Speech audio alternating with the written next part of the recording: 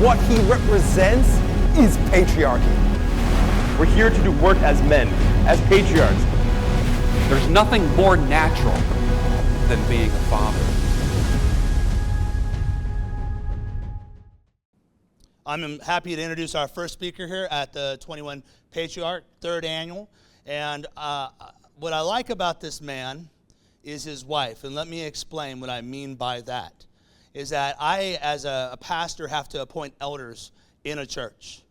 And elders are the leaders of a church. And I've slowly learned over time that you know a gardener by his garden, right? You find out how good he is with the soil, how he takes care of the plants, what his skill is. And there's a lot of people on Twitter that act one way and present really well on YouTube. But when you meet a man's wife and children, you know who the man is at home, right? They can only keep up an act for so long. And when I met Guzy last year, I thought, this is a lovely woman.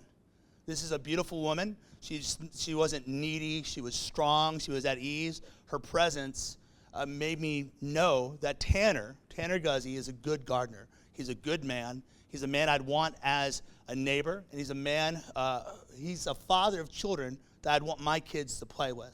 So I want you guys to listen to this man. He's here to help you, and he's got the actual skills. So please welcome Tanner. Thank you. Thank you. Good morning, men. I want to, I guess, start off with a little bit of a confession today.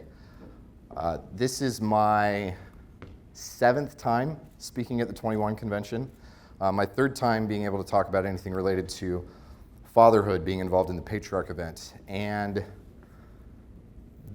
I've been thinking about this presentation for months. I've been trying to think about what I want to convey. And this is kind of a difficult event to do because we don't, I'm an expert in my field when it comes to being able to help men understand how and why their appearance matters. I'm very good at being able to work with my clients or convey ideas through social media about the power of style, the power of appearance, and it's largely very quantifiable. I can see the good results I get from my clients, both in how they look and even more importantly, how they feel about how they look. And that happens relatively quickly. When it comes to leading a family, when it comes to this idea of loving patriarchy and being the head of the household the way that you're supposed to be, I'm not going to know for a number of years if I've done a very good job with that. I have a wonderful home life right now. I've been very happily married for the last 10 years. We have 5 kids, and my kids are wonderful children. They are well-behaved in the ways that I want them to be well-behaved. They're wild in their own very unique ways, which is wonderful. But my oldest is only 9, and I don't know what she's going to be like when she's 20 or when she's 35. I don't know what she's going to be like as a mom. I don't know how she's going to vet the man that she ultimately marries. And so I'm not up here today talking to you guys from any sort of a position of authority or any sort of position of expertise, which is not to say that I don't have any credibility in the field. I absolutely have skin in the game in this, but it's not the same thing. Especially because when I think about what my circumstances are, and I've talked about this in previous Patriarch events, I'm in a very different level of, I'm on a different playing field than a lot of you guys, especially a lot of the guys who end up watching on YouTube, because we don't come to events like this, you don't look up channels like this if there isn't something that's broken about your relationships. And maybe it's not now. Maybe you guys have put in the work, and that's part of being here, is you put in the work and you've gotten to a point where it's not broken any longer. But you don't go looking for stuff like this unless something is already broken, especially because if you find stuff like this accidentally, the way that we're so conditioned within our modern society, you resent it and you reject it. So you don't want anything to do with it. So even if you do happen to find it on accident, if everything seems to be good in your life, you don't want anything to do with this masculinity content. It feels weird, it feels out of place, it feels very kind of, countercultural and rebellious in all the wrong, icky ways. And so again, you're only really here if there's something that at some point has gone wrong. Now I know for me, that was with my first marriage, and I remember stumbling across a few blogs back in 2009 because my marriage, it wasn't working. And like a lot of men tend to do, you kind of take this extreme ownership of it. You think, okay, well, I can fix this. There's something that I can do to kind of make this happen. And so I started looking at ways that I could do this. And ultimately, as much responsibility as I wanted to accept, there were irreconcilable differences is probably the best way I could put it without completely throwing my former wife under the bus. But it doesn't mean that there's not real growth that still comes. That doesn't mean that there aren't still real things to happen. Now I know for me, my circumstances are very different than a lot of yours. There are men here, there are speakers here that are going through absolute hell with what their children have to experience. I remember meeting a man last year from up in Canada where he got home and he couldn't get into his house, and everything about his life completely fell apart. And this coming to this event was kind of like the final nail in the coffin. And I just was talking with him on Instagram a couple weeks ago, and it's almost one of those situations where it's hard. How are you doing? How are things going? It's absolute hell. It's misery. My kids have been turned against me. My finances have been completely wrecked. My reputation has been completely upended. And he's suffering. A lot of the men here, you're suffering, or you have been at some point. I haven't gone through that same level of suffering. I've certainly had my name dragged through the mud. I've certainly hit my own kind of version of rock bottom. But it hasn't been the same thing as a lot of what you men have had to deal with. And what I want to talk about today, I want it to be received in the right context, because I don't want you to feel like, oh man, this is tricky. There needs to be extreme ownership. There needs to be the understanding that the burden of performance and the burden of responsibility is on us as men. It is. We're ultimately responsible for the dynamic within our families, and the buck stops with us. At the same time, our wives or our kids have agency. They can choose what they're going to do. They can choose if they're going to respond to the things that we try to establish, and if they're going to do that favorably or if they're going to do it negatively. And so what I don't want you to think is that what I'm offering today, what I'm talking about today, is any sort of silver bullet. There are no silver bullets with what we deal with as men. There aren't. I wish that there were, but there aren't. It needs to be taken within the proper context of where you are on your own path of self-development. It needs to be taken within the proper context of where things are with your relationship with your wife. It needs to be taken within the proper context of what your relationship is with your kids. Now that said, there are things that we can do better. There are things that I can do better. What I love about what I'm talking about today is this is stuff that wasn't even on my radar until just within the last year. And this is similar to other Patriarch events where I've shared the things as I'm going through the journey. Jack Donovan and I were talking about this on the flight in yesterday, where if you're I hate this word, if you're an influencer, but if you do any sort of like social media stuff, there's really kind of two different approaches you can take. You can either be the guy that's already arrived at the top of the mountain, the shaman, the wise man, the guy who's now going to share his information with everybody else, or you can be the guy that says, hey, I'm trying to get to the top of the mountain, and I'm going to share my journey with you as I go along the way. Because if you're still down here at the bottom and you try and act like you're the guy on top, nobody wants to listen to you. And nobody should want to listen to you. You're a joke.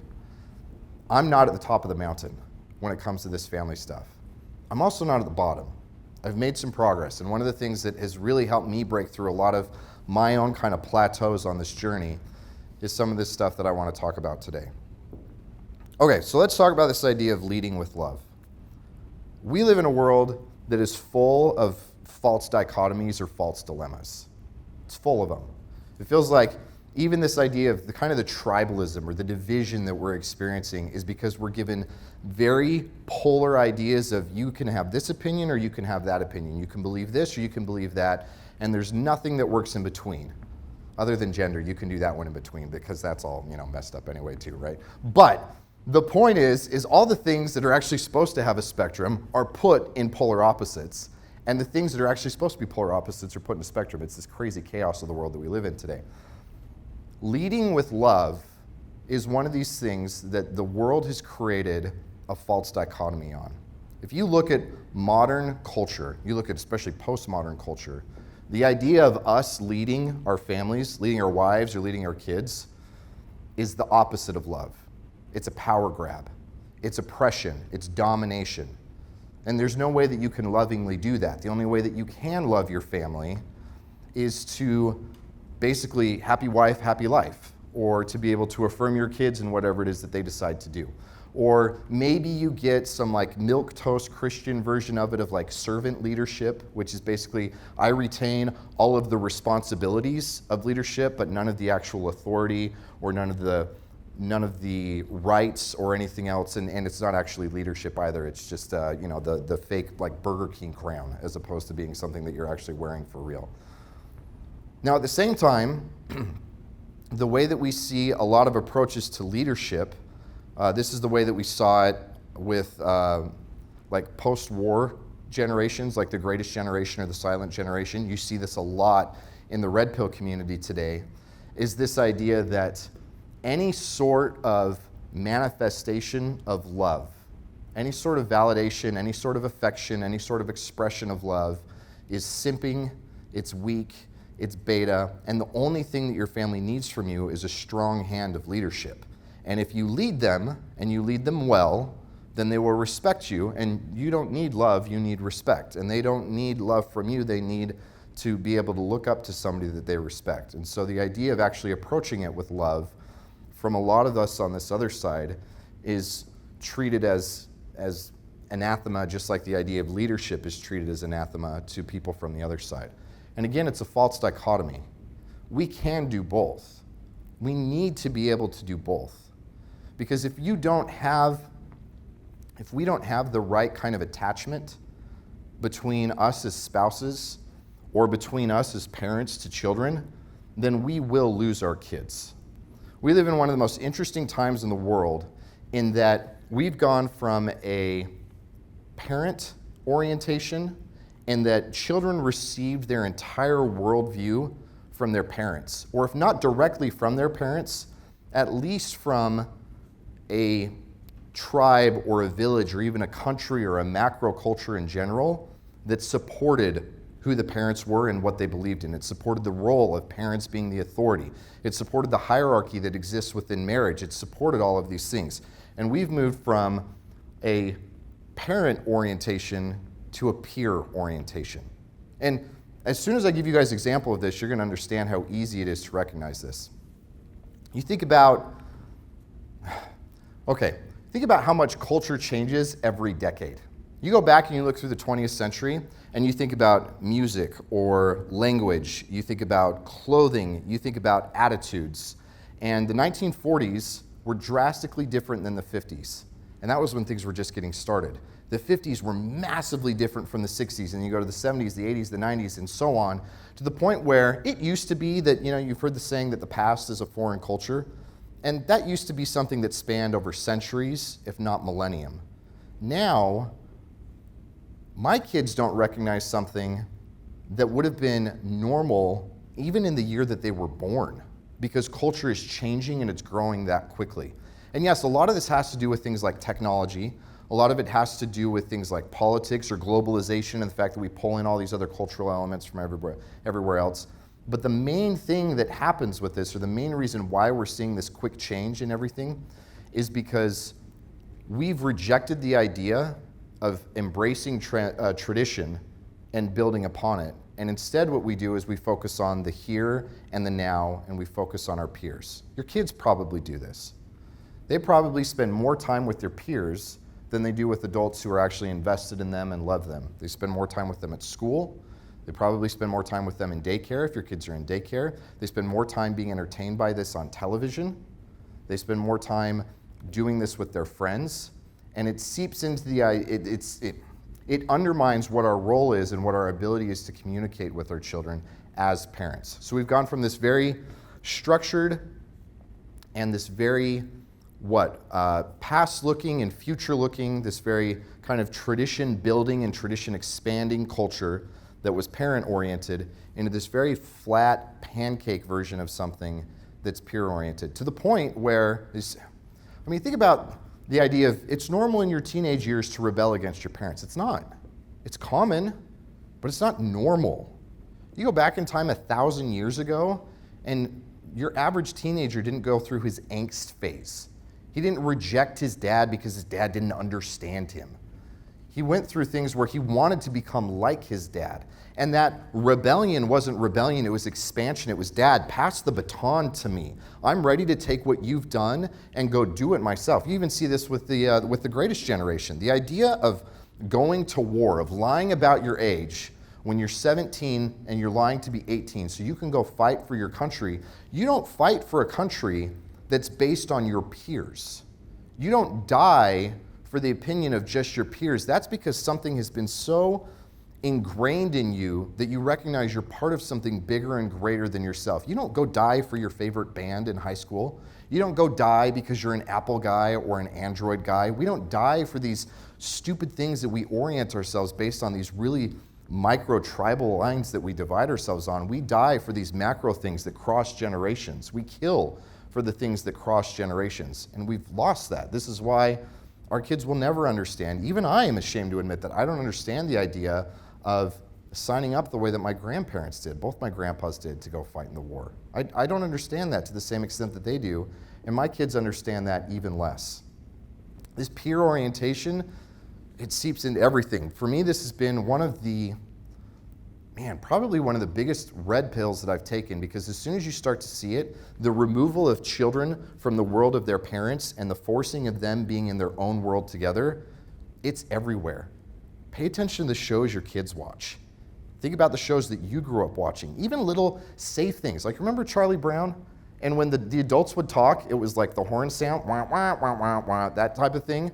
That was a little innocuous way to make it so that the kids were in their own world and the adults were in a world that was separate. And so the entire orientation of children was around themselves and around each other. This is why I chose this image back here of these baby ducks. Because imagine if you were to, imagine the survival of the ducks. If when they hatch, they don't imprint on their mother, but they imprint on each other. And then they start to rely on each other for support, for survival, for the ability to understand the way that the world works. Those ducks aren't going to survive very long at all. Now, we're in a safe society from a survival standpoint, and I think that's one of the reasons why we feel like we can defer to peer orientation. In fact, a lot of times we see it as a good thing. I'll tell you, I have 5 kids, and it would be really nice to be able to send my kids off to school instead of homeschooling them. It would be really nice, and it is really nice on days where you just are kind of frazzled by what you're dealing with, to just say, why don't you guys go play with your friends? Don't interact with me. Don't interact with your mom. Go play with your friends. It's really easy to be able to do that, and there's nothing wrong with having friends. We just have to get the orientation done the right way. But it can create problems if we're always pointing the little ducklings to each other, as opposed to allowing them to imprint on the people that can actually teach them how to survive. Now, we're not dealing with physical survival, we're dealing with social and moral and emotional survival, but we have to be able to orient our kids in the right way. If we don't get them attached to us, then they're going to seek that attachment from each other, and it's empty. And here's the thing that really sucks. This empty attachment is exacerbated by social media, and I find myself guilty of this all the time. I hate how big of a dopamine hit it is to be able to hit refresh on Twitter or on Instagram or on TikTok or any other platform, and there are new likes and there are new comments, because there's a rush that comes with that every single time. This is another one of these things that I put my plane on airplane mode when we left Salt Lake yesterday, about 4 hours in the air, and when I turned it off airplane mode, I had 600 new followers on one of these social media platforms. Like, man, the thrill of that, the validation that comes from that, and it's ridiculous because it's just numbers. I don't know who these people are. I don't have any sort of real attachment, but this stuff matters to me probably because I didn't get validated enough as a kid, or because I was dealing with the fear of real attachment because of what happened when I went through my first divorce. And I hate to admit how often I ignore my kids, or I kind of pay a paltry level of attention to them because I'm too focused on social media, because I'm focused on the quantity of attachment as opposed to the quality of the attachment. And this is exacerbated by the way that social media works, because when you think about the invention of these different like cell phones or computers or stuff like that, it was never intended to be used for us to attach to each other. It was supposed to be for information like business and education. That was why these things happen, because people are so starved for attachment, because we're so peer focused, because we're so undeveloped in our ability to know who we are and what it is that we want from the world. We created social media. We created this void, or we tried to fill the void with something that wasn't actually there to fill us up. And the thing that's so hard and so frustrating about it is that we can gorge ourselves on it. I gorge myself on it, and it never actually satisfies the way that it's supposed to. It's like eating Twinkies over and over and over and over again. And they're designed scientifically to trigger a response in you so that you don't ever actually feel satiated, but that you want to eat more and more and more and more. Social media is designed the exact same way. It's capitalizing on our lack of correct attachments, from us to our parents, from us to our kids, and even in other ways where we don't know our kids' friends or their friends' parents or these other things. We don't have this village of attachment. We don't have these correct attachment with shared ideas, with shared goals, with shared virtues. And so we seek for it in these empty attachments that come from the internet. Now that's one of the benefits for you guys being here, is that you're here to be able to take it out of this empty realm and to turn it into something else. Because I'll tell you, I mean, I've got a couple of friends that are here in this room that I would have never have known if it weren't for the internet and social media. You can develop real attachments with these guys, or with these platforms. I love and respect the men that are in here that are friends. But it wouldn't have gotten to that point if we never would have actually met in person, if we would have never actually shared experiences together, if we would have never actually done things. And so this can be Twinkies if we allow it, or it can be something deeper if we allow it to be a springboard for what it's supposed to be. And this is where we have to think about how we do that with our kids, and ultimately how we do that with our wives. I know a lot of men whose wives are way more interested in their social media feeds than they are in what their husbands are doing. They're more interested in the opinions of the other women in their lives, whether that's actually women that they know or it's their favorite influencers that they follow, than they are in the opinions of their husbands or their children. They get dressed up to go out on dates, not because they want to look good for their husband, but because they want to look good for the other women that are in the venue that they don't even know. And it's the same thing that our kids can do, where they get to the point where they would rather spend time with friends, they would rather spend time online, they would rather spend time on social media than they would with us or with their siblings or with anything else. The irony of this is that this is what creates nice guys. This lack of proper attachment. Because what it does is it makes it so that we don't ever actually fully form who we are. When all we have is this empty attachment that goes from peer to peer to peer, and it's never actually fully satisfied. It's never something that actually allows us to feel confident in who we are, because we never actually get to feel vulnerable in who we are. So we never actually take any real risks in connecting with people, because if we do, then they may go away really quickly, and then I'm abandoned, and then it's awful, and it's terrifying, and it's scary. This creates the nice guy syndrome. I know for me, one of the biggest frustrations that I've heard a lot of the guys in this community talk about is that there's no way to take a preventative approach when it comes to red pill stuff or gender dynamics or understanding these things. The only way that you can get guys to get on board with this is after they've gone through hell. I mean, that's what I started talking with you guys about, that you're here because you've gone through something. You're watching because you've gone through something. You can't preventatively help prepare people for that. And I don't believe that that's true.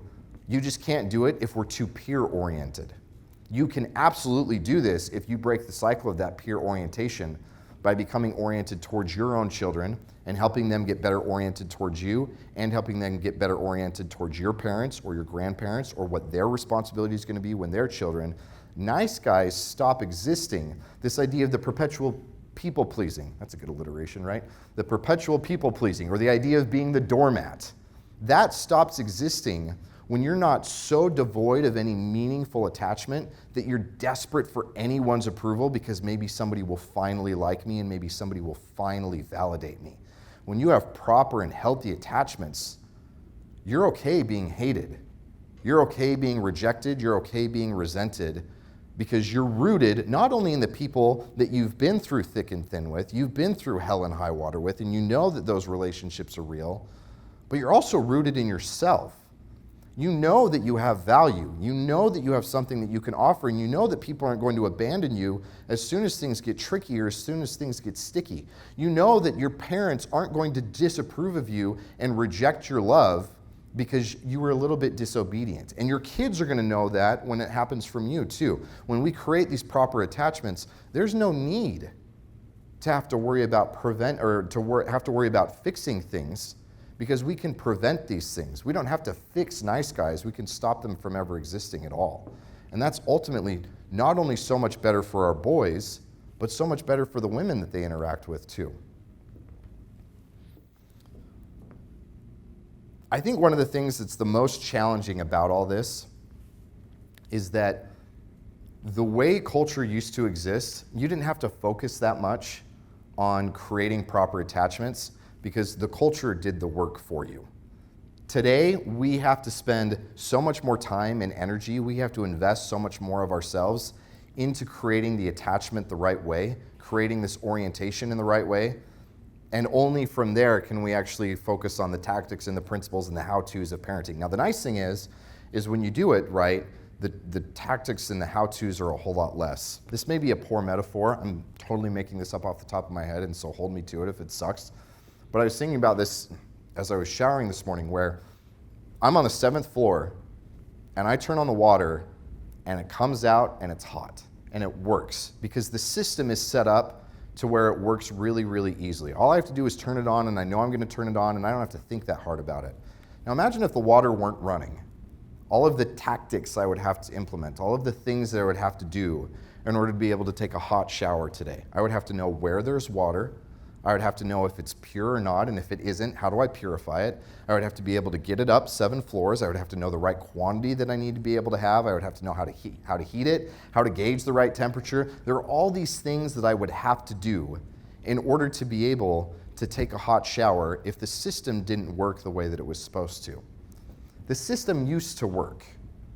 It used to be something where you could parent in a different way. And I'm not lamenting that we don't spank our kids anymore, that there are things about it but it was a different world, and the system was all geared around attachment to parents. Parents didn't have to compete with kids. They didn't have to compete with social media. They didn't have to compete with so many of the things that we have to compete with because the system worked. But that's not where we are today. We're on that 7th floor without running water. And so our focus needs to be on creating that attachment and doing it in the right way.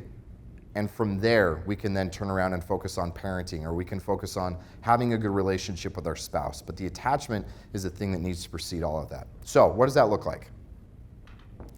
The first thing that we can do to create proper attachment, both for our wives and for our kids, is to create our own world and make it appealing.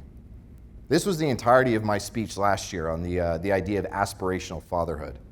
We hear a lot about, men should have a mission, and your wives should be invited to be part of that mission with you. And I 100% agree with that.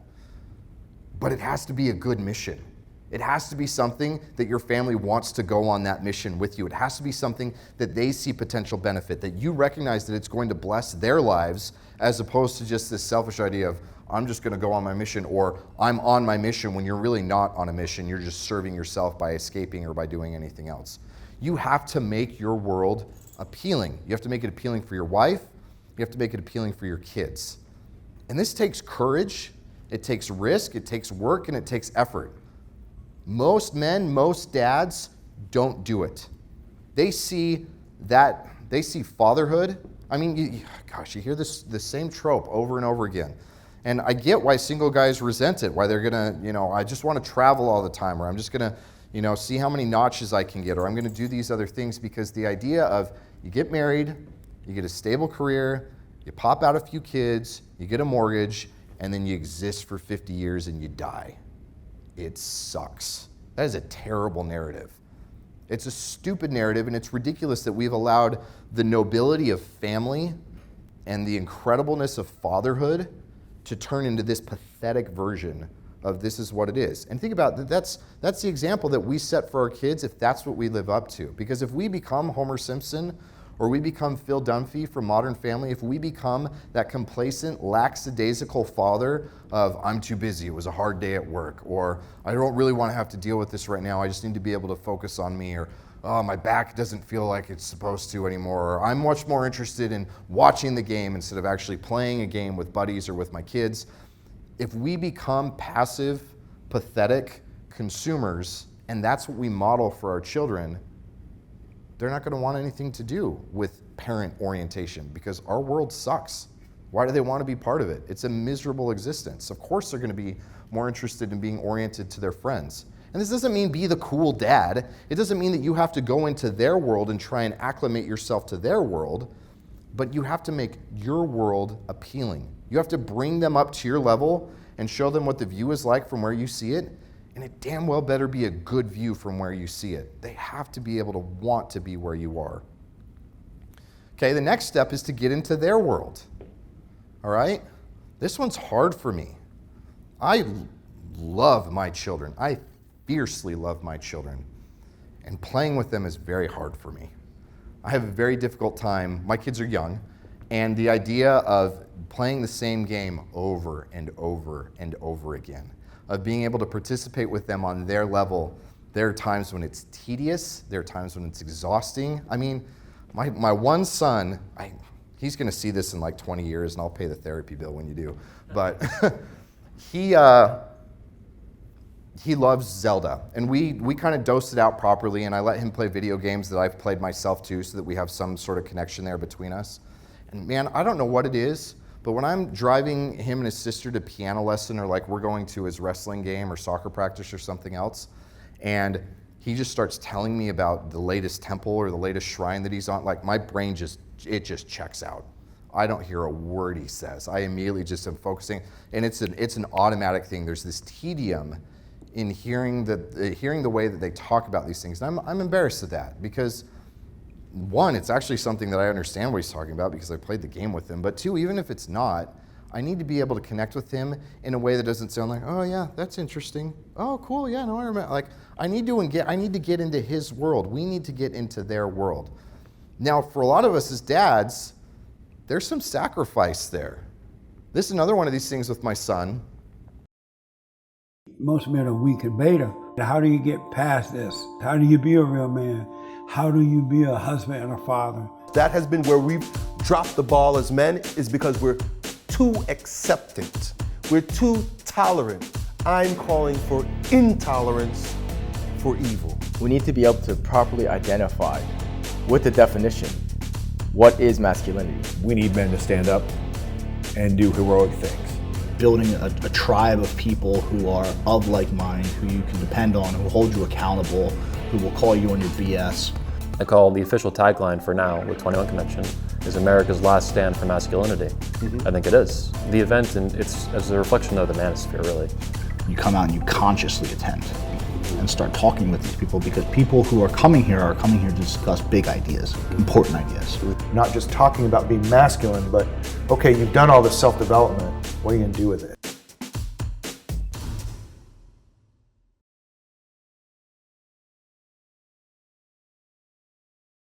It's really kind of fun. In fact, I could think about both my son and my oldest daughter. I didn't really like organized sports. I quit playing when I was 14 because I'd found BMX biking and punk rock, and it was really easy to like give the middle finger to organized sports, and really it's just because I sucked at them and I could avoid the embarrassment that way. But I've had this kind of antipathy for organized sports for a long time.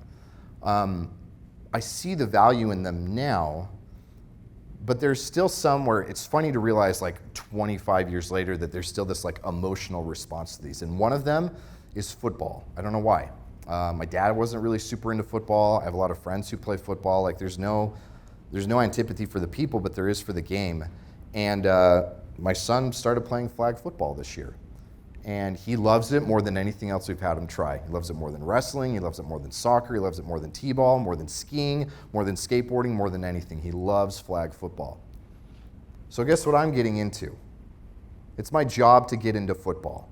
It's not my job to steer him into BMX bikes or to steer him into music or to steer him into something because I'm now going to live vicariously through my son. It's my job to see where he is and what he gets excited about and to help him get excited about it too, to meet him at his level and to get into his world. Same thing with my daughter who's been playing soccer with her friends. Man, I don't know how you guys watch college sports and you get emotionally invested in that, or professional sports and you get emotionally invested in that, when you can watch your own kids play, because the emotional highs and lows of watching them do that is infinitely more than some stranger who's never going to know your name. And so the idea of getting into their world, of getting excited about the things that they get excited about, for me, it helps me attach to them better. For us as dads, it helps us attach to them better. And that also means we need to do that with our wives too. Doesn't mean you go get manicures. It doesn't mean that you have to go do every little thing that she wants to do. But you need to know what her world looks like. You need to know the things that she fears. You need to know the things that she gets excited about. You need to know the things that make her tick. And you need to be able to help her move through that or embrace it. You need to be part of her world. Yes, she needs to be on your mission, but you need to be part of her world.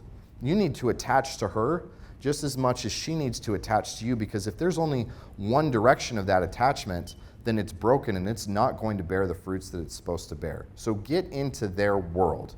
Retain your dignity as a man. Keep your own world. Continue to make your world appealing. Continue challenging yourself. Continue with your hobbies. Continue with your friends. But absolutely get into their world too, because it will help foster that correct attachment even more. What all of this leads to is the idea that relationship is both greater than behavior, and also that a good relationship leads to better behavior. You can go back to this idea of parenting the way it used to be done up until 50, 60 years ago, and there could be a lot of focus on behavior. There could be a focus on tough love. There could be a focus on corrective love. There could be a focus on behavior, because the attachment was already there. The relationship was there. It was baked into the cake. It was never under threat. What we deal with now is, again, another false dichotomy of all I have to do is have a good relationship, and then that's never going to be a focus on behavior. In fact, if I put any emphasis on behavior, then I'm undermining the relationship. And the most important thing, I'm frustrated by how many people, especially how many women I know that feel this way, that it's just my job to love them. That's all it is. And if I love them, then eventually they're going to find their way onto the right path, and they're going to make good decisions. And so it's my responsibility only to love them and to gently just kind of model what good behavior is for them. But that corrective stuff, that's bad. We don't do that. And we overcorrected when we did that. Most Gen Xers and millennials were raised by silent or boomer parents that overcorrected for the way that they were parented, and we were raised in these kind of indulgent households. And this is why you get snowflake generations. This is why you get this crazy level of peer orientation, because if you don't feel like the relationship is something that's actually solid, if it feels like there's a condescending relationship there, or that there's no expectation with the love that comes, then you don't actually believe that somebody loves you. If your parents don't have any expectations of you, they don't love you. And you don't believe that they love you if they don't have any expectations of you. A child is going to understand that on a subconscious level. Now, at the same time, if all you focus on are the expectations, if all you focus on is the behavior, and there's never any real push for non-corrective components of what that relationship is, your wife or your kids aren't going to believe that you love them either. They're going to see you as objectifying them. And I don't mean sexually objectifying them, but objectifying them in that your whole existence is to bring about my reputation or peace in my household or my idea of what a good family should be or what right or wrong is. They become objects or tools to help you get to whatever your desired goal is, because they're agents of behavior as opposed to people in and of themselves. And so there needs to be a balance between both. And if you focus on the relationship, if you focus on creating that, then the behavior corrects relatively well. I think about this again with some of my kids, where it's so counterintuitive, but when they're screaming at each other and they're angry with each other, when it's complete chaos and all I want to do is just pound the table and let them know that I've got a bigger, stronger, louder voice than they do to kind of like shake things up. If instead what I do is I get in one of their faces in a kind way, and I just remind them that I love them and give them a minute to be able to kind of feel and immerse in that, and then help them understand that what they've done is wrong, or here's a better way to do it. But if I start off with this idea of collecting them before I correct them, it's amazing how much it changes their willingness to change their behavior. Because then they're not just doing it to do it, they're doing it because they actually buy into it. This is one of those things where, this is me teaching my daughter to ride her bike, this is my third. And what I love about my third is she's absolutely fearless, like ridiculously does not think about consequences, fearless. But then one of the downsides for that for her is that when she does get afraid, she's not very good at overcoming that fear. The occasional time it does click on, she has a really hard time moving through it. And for her, riding a bike was this way. We had to try 3 or 4 different times, and it wouldn't click because she couldn't get herself to pedal, she couldn't get herself to do it. And for me, I wanted to focus on, well, you're not actually pushing down with your feet, or you're going too slow, or you're too, I'm way too focused on the behavior, on what it is that she's doing.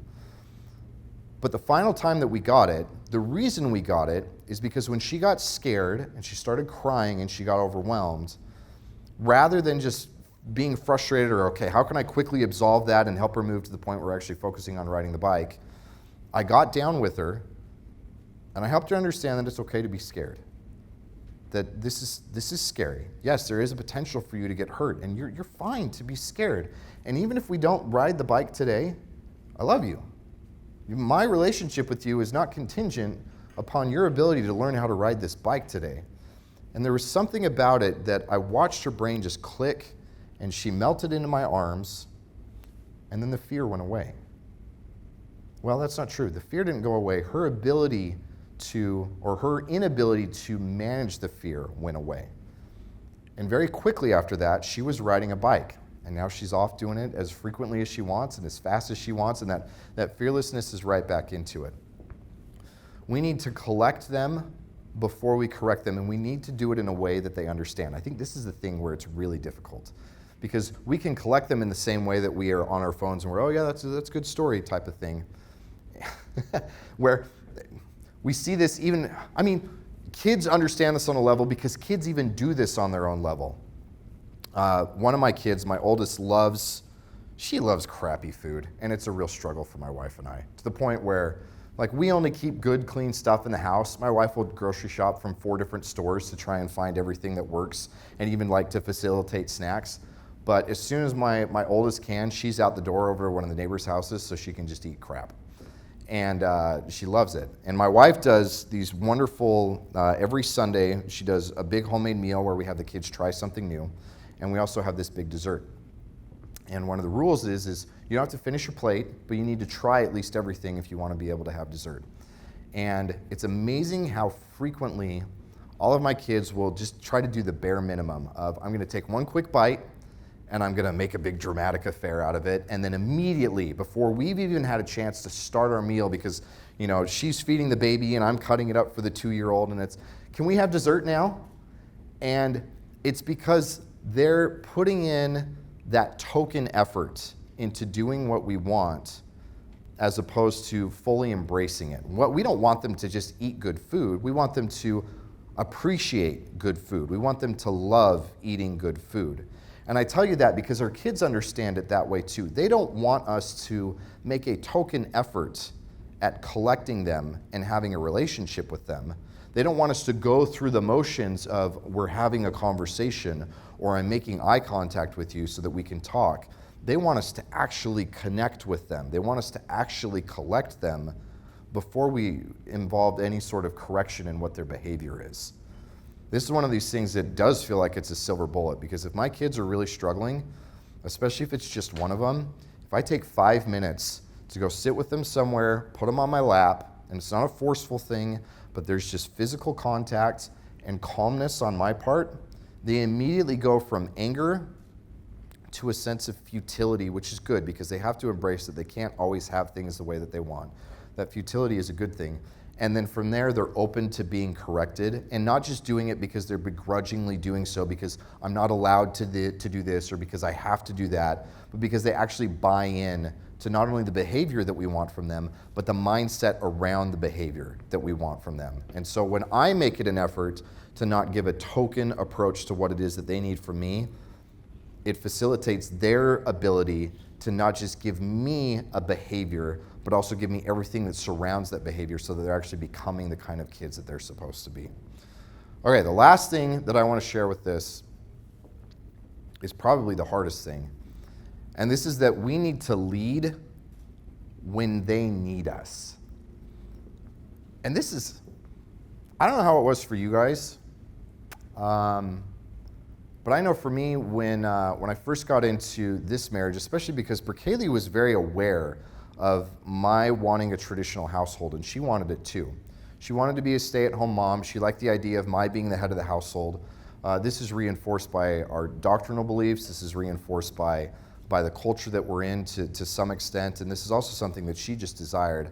And for me, I had this kind of pie-in-the-sky idea of, sweet, I just get to be the one. Yes, there's responsibility, and I need to make good decisions, and I need to be able to do this, but I get to lead in ways that I would like to lead, and the buck stops with me, and I get to make this happen. The thing that I wasn't ready for was the difficulty of her needing me to lead when I didn't feel like it.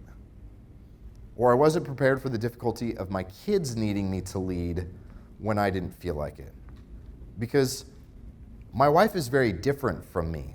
Men and women are very different from each other, and children and adults are very different from each other, and we have different needs. My friends don't need me the way that my wife does. My wife doesn't need me the way that my kids do. And it doesn't mean that there's something wrong or there's something broken. There was one time when we were first married, actually it was before we were getting married, and we were moving her out of the studio that she was living in, and she had this like massive tube TV that probably weighed 200 pounds. And it was just the two of us trying to move it, and I'm picking it up on my end and trying to like shimmy it through the door, and she can't do it. She can't, not both from a strength perspective and from the perspective that she just hasn't moved stuff like this before. She hasn't had to do it with friends moving in and out of dorms. She hasn't had to do it with new families that move into the neighborhood. She hasn't had to do it with church stuff. She just doesn't have any experience with it. And I remember getting really frustrated, like I would have with one of my friends, where it's like, come on, you moron, this is not that difficult. Why can't you just move the stupid TV? And for some reason, I had the presence of mind that it clicked in my head. It's like, she's not a defective man. She's not incapable of doing this the way that you think it should be done or the way that your buddies are used to doing it with you because she's defective, but it's because she's a woman and she does things differently. There's a complementary component to it. My wife was just tweeting about the same thing the other day where we hear over and over and over again women talking about how, well, yeah, my husband goes and he brings home the bacon and he does the work, but he doesn't do any of the emotional work in the home. He doesn't have to deal with kids the same way that I do, and there's this lamentation of that. And it frustrates my wife to no end because she acknowledges that it's like, no, you don't deal with the kids emotionally in the same way that I do, but that doesn't mean that you don't deal with them or that there's not some emotional lifting that you're doing too. I'm not a defective woman because I don't handle the kids the same way that she does, just like she's not a defective man because she doesn't handle certain tasks the way that I do. And that's where it gets really difficult to lead. Because leading other men that see things the way that we do, that have the same goals, that have similar tactics, or at least have similar strategies where there's different tactics, that's relatively easy to do. Or even if it's not relatively easy, it's a challenge that feels, surmountable or accomplishable. But leading women who need you in a way that you don't understand, that feels totally foreign, or leading your kids in a way that feels totally foreign, can be very, very difficult. That's why most people today just get dogs. It's so much easier to have dogs because they don't need to be led in a way that you're uncomfortable leading them. It's easy to feed a dog. It's easy to be able to dress one up and take pictures of it. It's really easy to get constant affirmation from a dog. It doesn't need to be led in a way that challenges you or pushes you. It wants to be led in a way that fits in naturally with your desires for leadership as a man. Kids are different than that. Wives are different than that. And that makes it a challenge, but it makes it a good opportunity for growth too. I know from my own experience that as I've learned how to lead them and embrace their need for me in ways that I wasn't prepared for, in ways that I wasn't expecting, that's where I see exponential growth. It feels like I get this really kind of like on a straight line, really easy growth that feels very incremental when I'm leading them in the ways that I want to be led, or I'm leading my friends, or I'm leading my clients in ways that I want to be led. And then I hit this wall when it's dealing with something with my wife or with my kids. And I hit it again and again and again. And then as soon as I embrace that they're not defective, or that they need me in a way, it's actually in that situation, I'm the one that's defective. I'm being defective as a leader. They need me in a way that I'm not used to. And then I embrace the way that they need me so I can still lead them, I can still love them that way. That's where that exponential growth comes from, is being able to do it in a way that it gets you out of your comfort zone.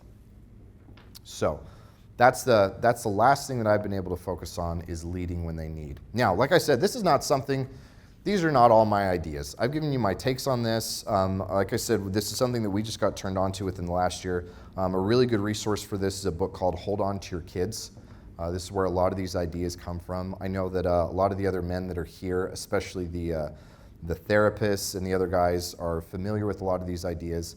But all I can do is tell you that from my own experience, again, because I'm not at the top of the mountain, I'm moving up the mountain. And this got me over a really big hump in how things were with my relationship with my wife and how things are with my relationship with my kids.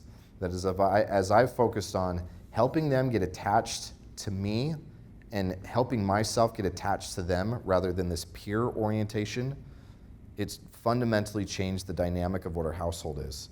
Now, again, I know that I'm in a unique situation because my wife stays home with the kids. We're still happily married. She homeschools them. We don't have to send them off to school. We don't have to send them to daycare. We're not dealing with a co-parent who's undermining these positions. And so I know that a lot of you are in very different circumstances where you don't have everything laid out as well and as easily as we do. But I can promise you that if you take these ideas and you implement them to the best extent that you can within the context that's available to you, you will have a better relationship with your children. If you are still married, you will have a better relationship with your wife. And you will feel more accomplished and happier as a father. You will feel more accomplished and happier as a husband. And that ultimately is the goal that we're after, is not just that self-development, but the building of the mission of the family and creating a family that's better so that we benefit everybody around us instead of just ourselves. Thanks, guys.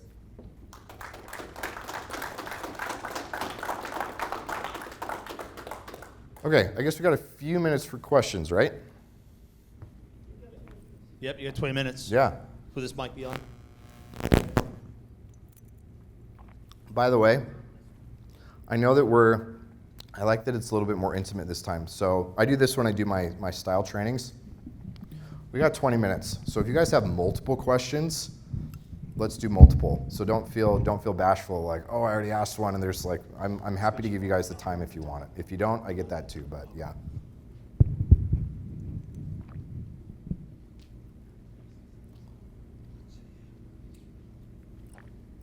So men, just come up here if you have a question. And if not, that's fine too.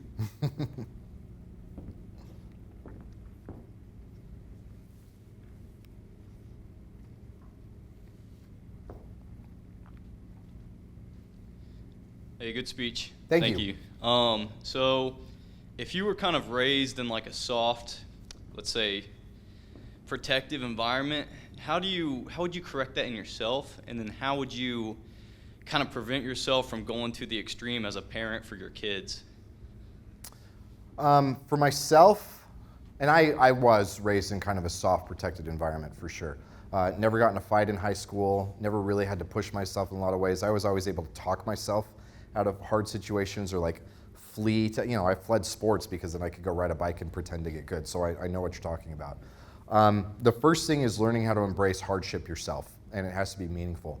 You may be at a point where you're ready to go all in, and it's like, dude, let's do a combat sport. Let's go get punched in the face and learn what that feels like. Or if it's not that, it's learning through the pain of discipline, learning through the pain of challenge, learning through something else. But you got to take whatever that incremental level is for you, and then be willing to not only get there, but do it well enough that you can see the benefits and then start to go and expand beyond that. And so that's going to be a very personal thing, like what extent you take that to, but do hard things. Challenge yourself. Find things that scare you, and then say, I'm going to sack up and I'm going to go do this even though it scares me. And there's so much power that comes from being able to do that and recognizing that you're not as fragile.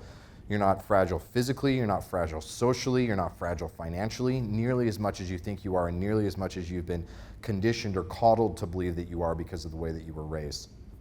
And that's similar to what I would recommend you do from a parenting perspective, is there's a difference between forcing your kids to do hard things and encouraging them to do hard things with you because they see you do hard things. You can set the culture within your family.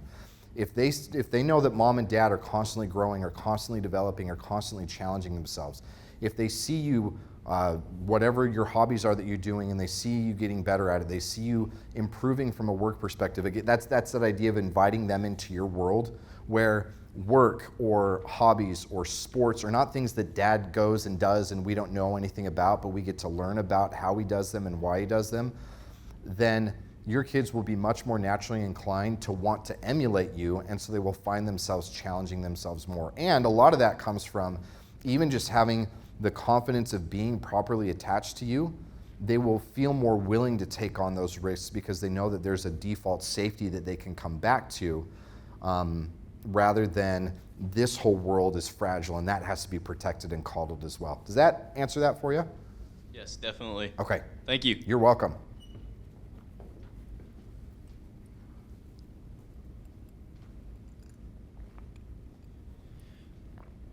You said in the last year, leading when they need, getting into your wife's world and your kids' world. How do you do that? Oh man. Okay. I want to think about how to do this in a way that is not, I'm not a super private person, but my family's a little bit more that way. Let me think of an example I can share. Okay, I think I can do this in a way that doesn't, my wife she has some habits that she's had for a long time, and it has to do with attitudes about something that her parents had and everything else. And it can kind of affect how we are as a family. A lot of it's financially related. And there was this actually just happened this week. There was one morning when I woke up and I saw the way that she had done some of the things in the account that were contradictory to the way that we have decided and agreed that we want to do some things. And my initial inclination, because of what my relationship with money or relationship with relationships or anything else is, was to just kind of rage, because it feels like a betrayal. It feels like, well, this isn't what we agreed upon, and why are you doing this, and what else are you not being honest with me about? Like, it's amazing how quickly your brain goes in all these different directions. And this is something that's been in my mind a lot, that's been kind of consciously and deliberately in the front of my mind, where it's like, dude, shut up for a minute. Just don't even talk to her, because she was still asleep when I was checking the account and I saw it. Give her a minute and just ask her questions and ask her why this is happening this way and see what it is. And it's amazing how she woke up and we were talking about it, and it's the same idea of collect before you correct. And so, good morning, how'd you sleep? What do we have on deck today? We kind of snuggled for a little bit, and then asked her about it, as opposed to like, she wakes up, why does the account look like that? Can you imagine how much that would suck? So it's that idea of collect first, and then I just treated it as I wanted to ask her. And it was amazing how quickly, because I asked her, as opposed to accusing her, she knew where she was, and she opened up more so than she ever has in the last 10 years about this particular issue of like, yeah, I need to be better about this. And then rather than my saying, well, of course you need to be better about this is a problem, it was, yeah, how can I help you be better with this?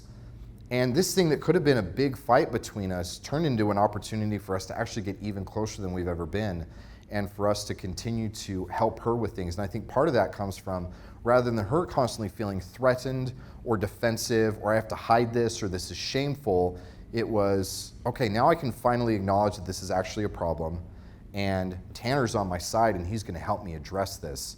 And we get to tackle this as a team. That's one of the things that we kind of have to constantly remind ourselves whenever we get in arguments, is we are on the same team. We're totally aligned in what our goals are. We may have very disparate ideas about how to get there, but we're on the same team. And if I can help her understand that, if I can help my kids understand that, then they respond better, and that's the leadership that they need from me, is that reminder that we're on the same team, whereas a lot of times I don't want to lead that way. I would rather just correct and go immediately into this is why this behavior is a problem. So that's one of the ways that I found that it works for us, or it's starting to work for us. Yeah. Okay, that answers my second, which is, can you collect them in their world, not your world or your mission? Are you able to collect them and then correct? Give me a little bit more context on what you mean by that. Just, you say get into their life. Like, I'm not into pets or animals or dogs. My wife lives and breathes, right? And I see it in this, it's easier. The dog loves her, I can piss her off, I can annoy her, I can do all this stuff. The dog doesn't do that. Right. The dog's happy when she comes home, all of these things. Dogs are super easy. So I'm supposed to get into this world. Then when I am in that world, pretending or not, I'm there, right? She knows I'm there. But I can't, if I try to lead in that, you don't know, you're not a dog person. Don't talk to him like that, right? So to try and collect them, so I'm into her world, it's not my mission, I go into that world, to try and collect them and then lead in it, how can you do that with overstepping? Man, that's a tricky one, especially because the dog's part of the family. Sure, and that's right? a poor illustration, right? But kids are on the way. That's really what we're trying for. Yeah. So if I can get this out of the weeds now. Well, I would say that the fact that you guys have dogs means that you don't have the luxury of that not being in your world. Because it affects you, it affects your family, and as you guys have kids, it's going to affect your kids. If dogs were something that she had in an office, or she were a vet, or something else that she did that on the outside, then you could treat it as, this isn't part of my world, that's me getting into her world, and I can take that approach that way. But the fact that they're in your home means that it's in your world, and you have to be able to correct the behavior of the dogs. You have to be able to interact with the dogs. You have to be able to handle that the right way, which means what I would do is I would find something that got me interested in them, because maybe it depends on the breed that you have, or maybe there's different things that you can do depending on those breeds, but find ways to actually get interested in that so that it's not just that, again, that token effort of I'm into this because my wife is into it and she's making me do it, but find something that genuinely gets you excited. And at the same time, I would still approach it as, I understand that I'm not the dog person that you are, and I understand that, and at the same time, this is still my house. This is still my realm, and I have a say in how things happen in here. And so if there's a better way to do it based on your experience, then help me understand that and help me get there. But you can't just talk down to me or tell me that I don't get to be involved with the dogs because they're in my domain and they're in my home too. Is probably how I would approach it if I were there. Cool. Yeah. Thank you. Yeah, you're welcome.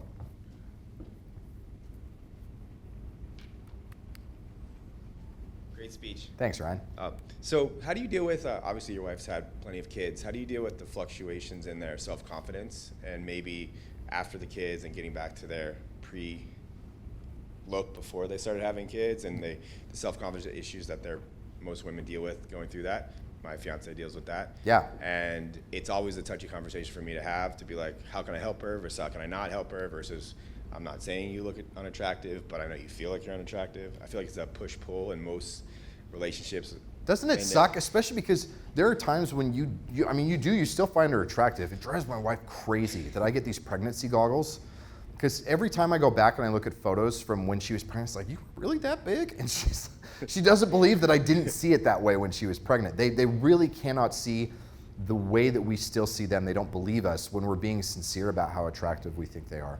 I found that if I compliment her on her looks, not related to her weight or her changes that way, but I compliment her clothing, or I compliment her hair, or I compliment the way that she smells, she has an easier time believing that. And so it makes it so that she then that kind of sets the momentum for being able to believe these other things too. At the same time, if she expresses any sort of interest, which my wife is very fitness focused, and she does a really good job of dropping the baby weight and wanting to get to where she is. But for me right now, I love working out 6 days a week. I'm doing 3 because I'm giving her the other 3 so that she can have that time. And so it's being supportive, not only in I love you and I'm attracted to you where you are, but I'm also supportive in whatever desires that you have to get back to where you are. And a lot of this is even the nuance of trying to figure out what it is that she's looking for when she's feeling that lack of confidence. Does she want reaffirmation, or does she want a little bit of correction where it's like, I understand you feel that way. Let's get you that gym membership, or let me drive you out this time, or I'm going to take our daughter this time so that you can fully do it and be focused on that, and being a little bit more exploratory in what those questions are. But that's a fun one, isn't it? Thanks, man. That's a challenge. Hi there. Hello. Great speech, yeah. Thank you. Wondering if you have any pro tips on the homeschooling, and also, I think with a lot of people that I've talked to, I don't have kids myself, but the wife is spending all the time with the kids doing the homeschooling. So then, how, as the man, do you kind of do the leadership and the discipline and still have that there? Yeah. You don't have as much of the time. Cool. Okay. Good questions. The first thing that I would say is, if you can, work a remote job. I love that not only do I get to control where I work, but I get to control when I work. I take Fridays off in addition to the weekends, and my kids look forward to having me come and do the homeschooling with them on that day, so that that there's that interaction. And obviously, I love being able to do that too, because it reinforces that this is not just a mom thing, this is who we are. But if you can't do it remotely, one of the things that's so interesting about school, and you kind of learn this when you do, I feel like homeschool and being an entrepreneur are very similar, where you have these very rigid ideas of, I work for this set number of hours, or I go to school for this set number of hours, or I do things according to this structure, based on this book or this curriculum, or this is the way that things have already been done.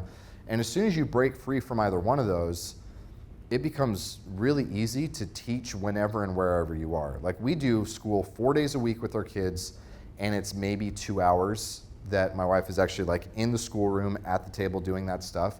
But man, kids are naturally curious. I mean, a 3-year-old's favorite word is why, and that's for every 3-year-old.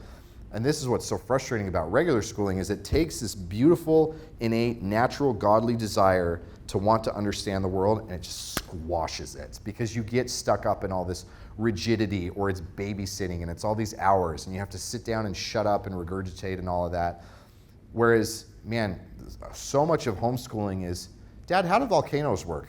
I don't know, let's watch a YouTube video. Where do crayons come from? I don't know, let's go look that up. Or my son one day started tinkering around on the piano, and turns out he's got a really good musical ear. And so now part of the homeschool curriculum is we've got him in piano lessons, and he practices the piano every day. And so you take what their natural inclinations toward learning are, and you support that. So again, it's getting into their world. What do they want to learn? You go neck deep in that with them, because what's more important than what they're learning is teaching them how to learn and how to continue to love learning. And you can do that at any point in time. You can do that at family dinner. You can do it when you're in the car on the way to practice. You don't have to be following a curriculum or in a specific time. And so you as a father can do that just as much as their mother can too. Yeah. Awesome, thanks. Yeah.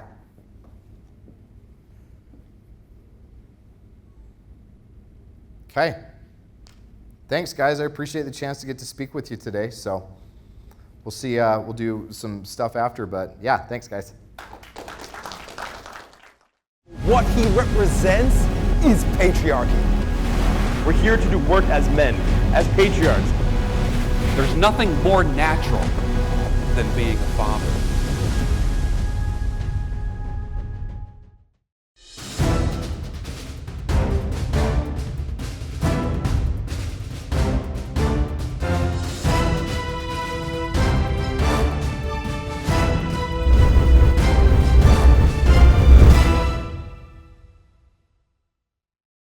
This is Will Spencer from the Renaissance of Men, here with the new 21 Report and Tanner Guzy. What's up, Will? Good to see you, Tanner. Yeah, man, excited to be here with you.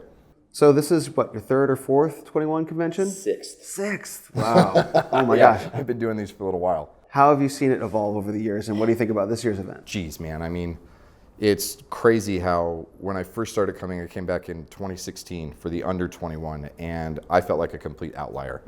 I'm the only guy, or one of the only guys that's married, that's even interested in this, and it was largely a pickup convention. Anthony invited me out because he wanted me to talk about style. Totally appropriate. A lot of my demographic, a lot of my audience at that time was guys who were in the pickup community. They were interested in it primarily for how to meet and attract girls.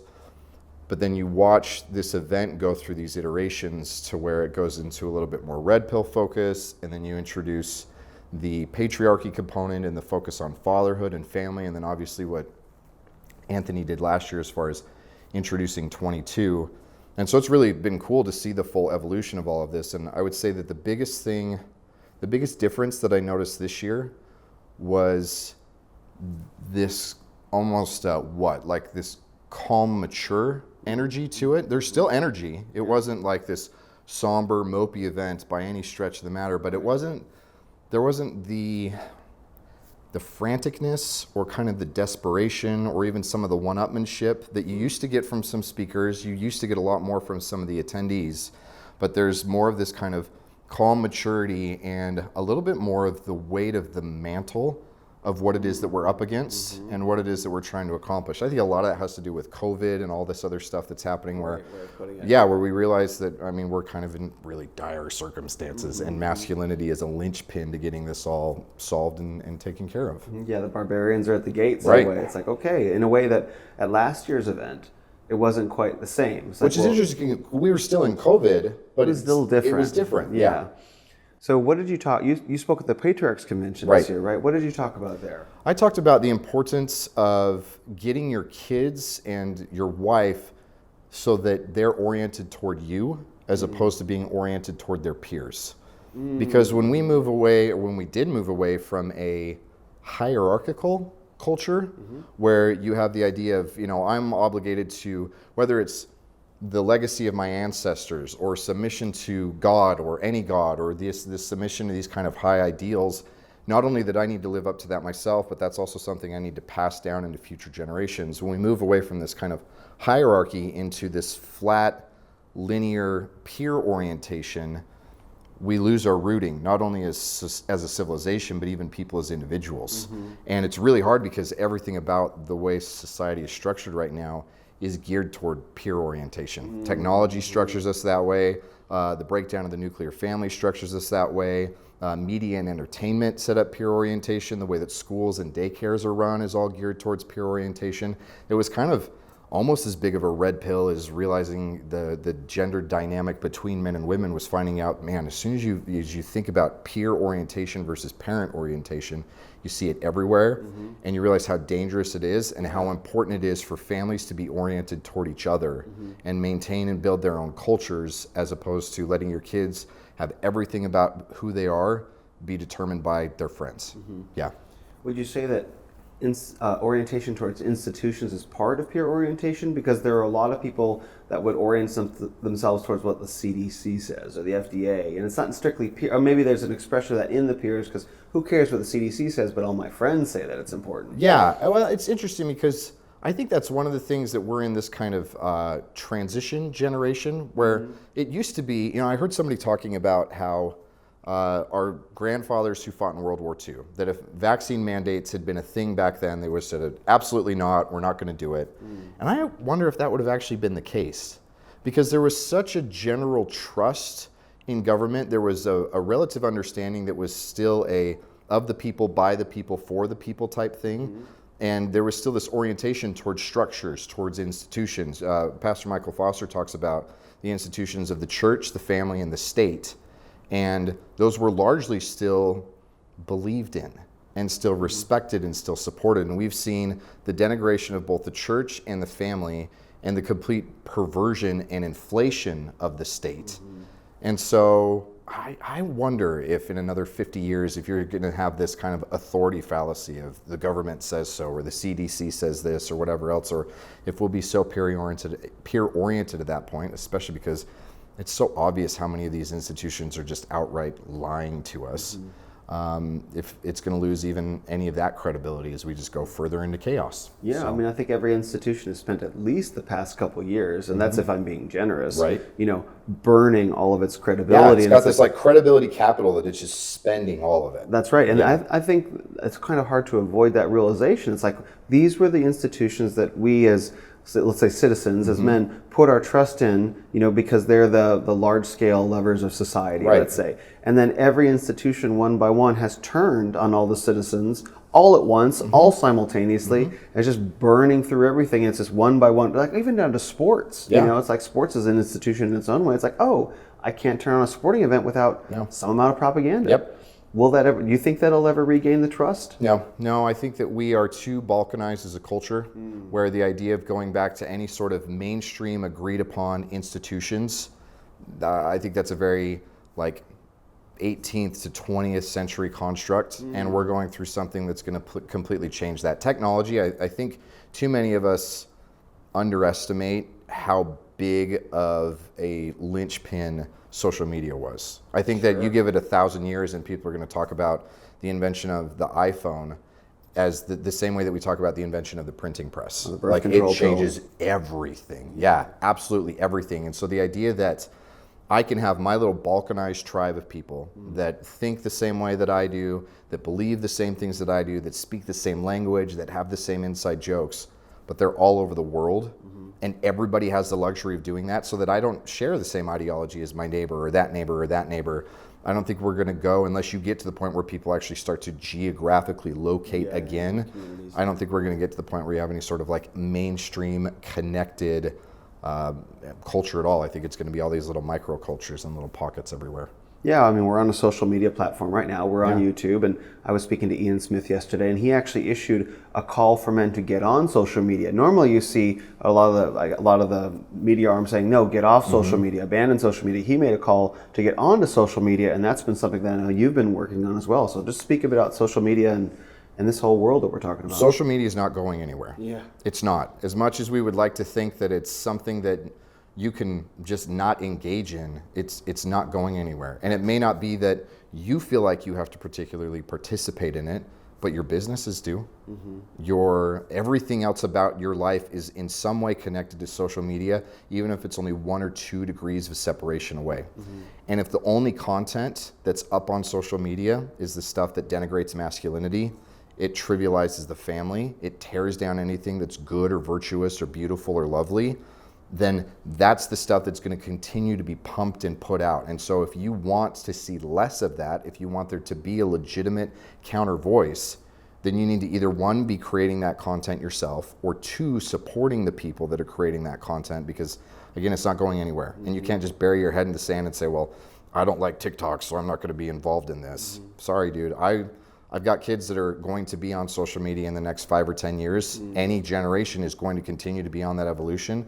And the idea of them not being involved in it completely removes, I mean, unless you want to go fully Amish, then, rock and roll, but otherwise you have to fight the culture war where the battles are being fought. And it's just as irrelevant. I mean, what are you going to put an ad in the yellow pages? Are you going to put an ad in the coupon books that come out? Like, where else are you going to fight this battle? Where else are you going to create cultural change if you're not doing it on social media? What do you think? So last year, Pastor Michael Foster came and sort of announced the arrival of religion as a subject of conversation here at the convention. Jesse Lee Peterson as well. This year, that's expanded massively, and you played a role of that. So talk a bit about the presence of religion at this conference. I'm really excited about this change, especially because you get a whole disparate group and a whole set of vastly different ideas about what religion is. You may get different kind of like sects or subsects of Christianity, but you get pagans, or you get people that may just believe in, I don't know, like moral therapeutic deism, or just the idea that you don't even necessarily have to believe in a God, but religion is the worship of ideals, and it's man-made. But really what it is we've recognized that so much of this started with just this kind of one-dimensional approach to satisfying our sexual needs, right? But when you get those satisfied, you still realize that there's more. My cup isn't full. There's still more that I need, and there's more that I want, there's more that I can do.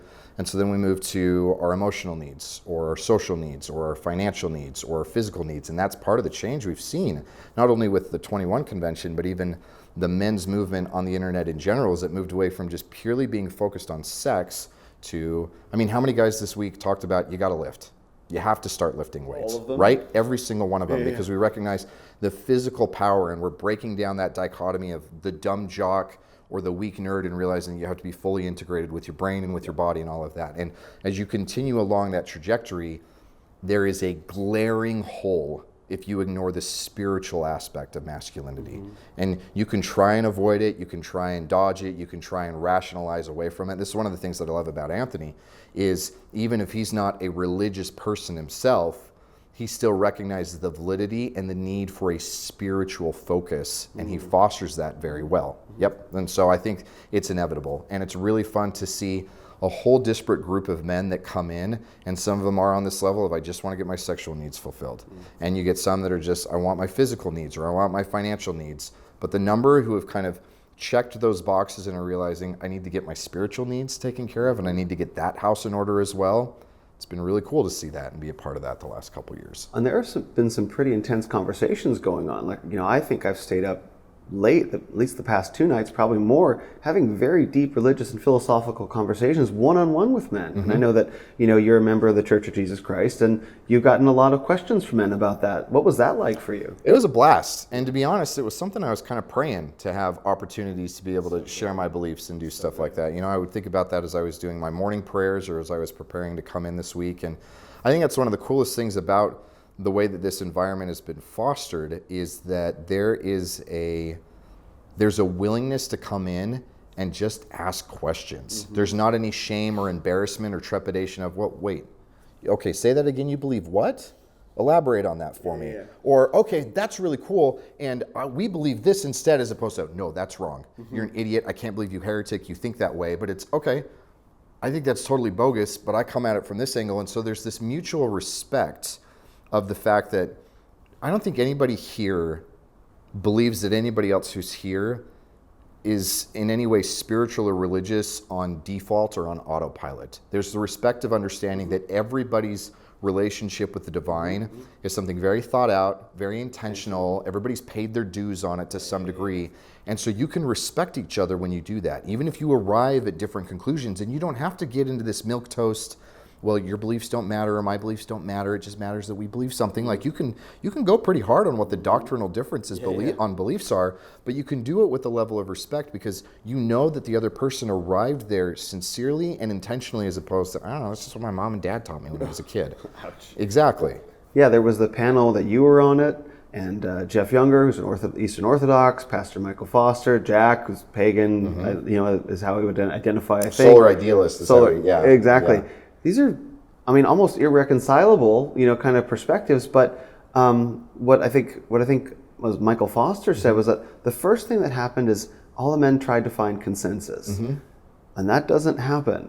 People of different faiths don't often make step one, let's find consensus, and I think there's something very masculine about that. Well, and especially because it used to be that we had the luxury of not having to find consensus because we weren't fighting this massive enemy of nihilism. And now that's a very common enemy. One of the things I loved about Jack's presentation is he talked about what are the things that we can all agree upon from a culture of excellence or a culture of ideals. We can talk about strength is better than weakness, or beauty is better than ugliness, or he had a whole list of all these different things. And yeah, we can get down into the nitty gritty of how Christ represents this one way, or Odin represents that another way, or the Nicene Creed points it this way, whereas Joseph Smith and the Restoration do this a different. Like we can do that, but right now there's a nihilistic enemy that wants chaos and wants the destruction of everything that is good. And I'm much more interested in you and I linking up and fighting that guy, and then we can hash out what our differences are when we're done. Yeah. Also, there's the addition of fine art and aesthetics here from Arthur Kwan Lee. So stoked on that. Arthur was my favorite find this week. I loved it. Yeah, that goes right along with your emphasis on men's aesthetic through style. What an exciting development. It was so cool because, and he and I think both felt this way where, he came into, I did a workshop on why style matters and how to think about it, and I could just see him nodding and really kind of getting it, and I felt the same way as I was watching him, where the idea of focusing on aesthetics and art within or through a masculine lens can feel kind of lonely because most men not only write it off, there's this antipathy for it, there's this hatred for it because that's effeminate or that's gay or that's for wimps or that's for losers or whatever the pejorative is that they want to throw at it. And so to see somebody, and this is again why Jack and I are such close friends, is because we see through that same aesthetic lens and see the value of good, noble, masculine aesthetics.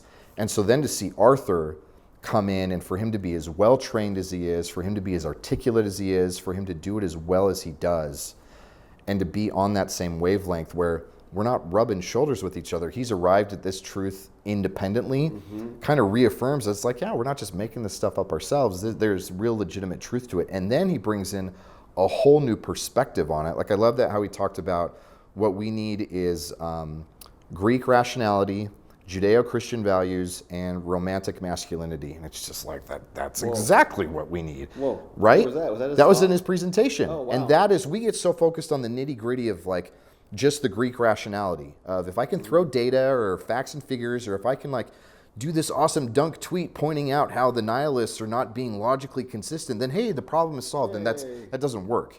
You have to get in the aesthetics, you have to get in the culture and the language and the music and the clothing and the architecture and all of these other variables, because the emotional component, the spiritual component is how cultures are created. That's how ideas perpetuate across generations. And to hear Arthur get it and bang that drum as hard as I am is so fun. Yeah. How did your conversations go, the one-on-one conversations with the men, the attendees? Man, I feel like I'm a broken record at this point because I've said this for the last probably 4 years. Every year the guys level up. And it may be that it's new guys coming in that I've never met before, but they're at a different level. But so many of them are repeat guys. And it's like, you are better than what you were last year. You're not LARPing this. You're not just playing pretend. You're legitimately taking these principles. You're legitimately taking these cultural values that have been created in the space. You're applying them to your life and you're becoming better. And so it's so fun to get to talk to them and hear what they're working on, to see how it's improving the lives of their families or it's improving their own personal lives, to see them, bigger, broader shoulders, dressing better, carrying themselves differently. I love getting to see that from the attendees. And did you have any interaction with the women from the 22 convention? I didn't get as much of a chance to do that as I would have liked. I talked to a couple of them, and that was another difference that I noticed is last year, understandably, with the way that it was treated by the media, with the fact that it was the first time ever, you had quite a bit of trepidation, some timidity, a little bit of fear about what it was, or even a couple that came in pretty antagonistic. This year, I noticed quite a few of the women, and especially the ones that I was able to interact with, there didn't seem to be that. There was a little bit more surety in their femininity and a little bit more excitement to be in an event where that can be talked about, that can be celebrated, they can find other like-minded women. And so, yeah, there was more maturity on their side too. Talk about what you're doing with Jack with Chest Magazine and how that's been going. Chest Magazine it's been a really fun project.